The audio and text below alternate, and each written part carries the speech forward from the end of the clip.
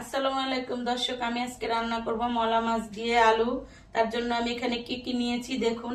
এখানে আছে মলা মাছ, আলু, টমেটো, রসুন, পেঁয়াজ, কাঁচামরিচ। আর আছে রান্নার উপকরণ হলো লবণ, হলুদ, আদা রসুন বাটা, ধনে গুঁড়ো, মরিচ। রান্নার তেল দিচ্ছি। আমি মাছটা ভাজার জন্য হলুদ, লবণ, মরিচের গুঁড়া দিয়ে নিচ্ছি। মাছটা মেখে নিচ্ছি মশলা দিয়ে। এখন আমি ভাজবো। তেলটা গরম হয়ে গেছে, এখন মাছটা তুলে দিচ্ছি।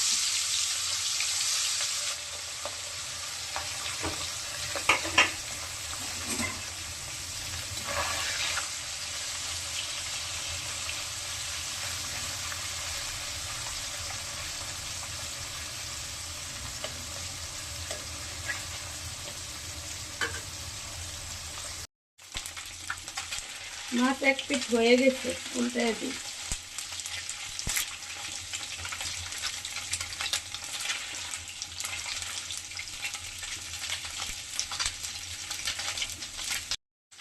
আজকে আমি যেভাবে এই মাছটা দিয়ে আলু দিয়ে টমেটো দিয়ে রান্না করব, এই মাছটা খেতে খুব স্বাদ। আপনারা এইভাবে রান্না করে খেয়ে দেখবেন। মাছটা হয়ে গেছে, এখন আমি নামিয়ে নিচ্ছি।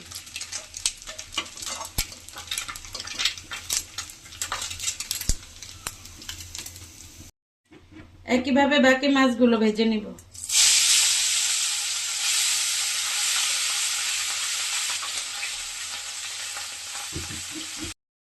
ওই একই তেলে দেব পেঁয়াজ আর রসুন।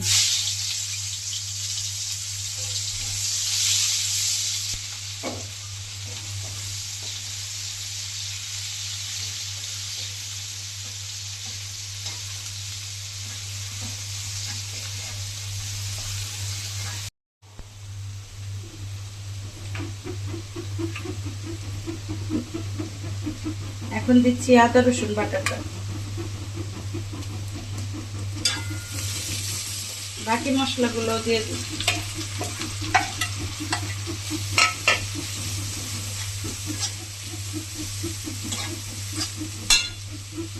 একটু পানি দিচ্ছি।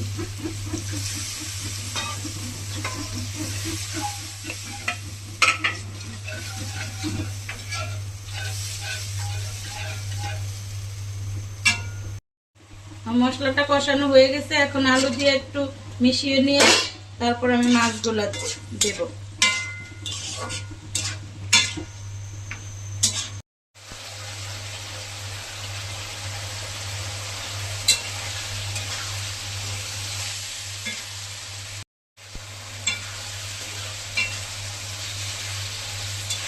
আলুটা কষানো হয়ে গেছে, এখন আমি পানি দেব।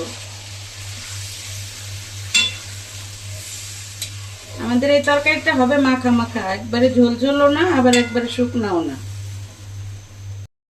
এখন দেব টমেটো আর কাঁচামরিচ।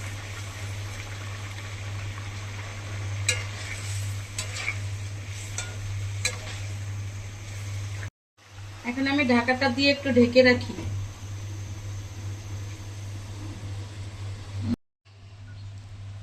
ঢাকাটা তুলে দেখছি।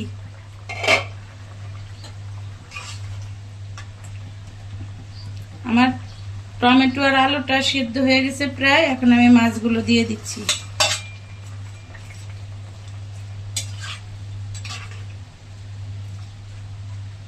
মিশিয়ে নিয়ে আরেকটু ঢেকে রাখি।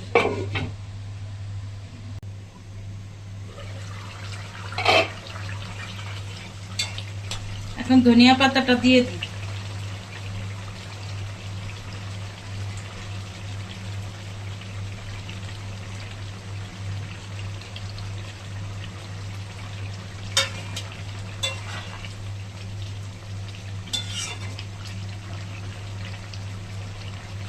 আরেকটু ঢাকাটা দিয়ে রাখি।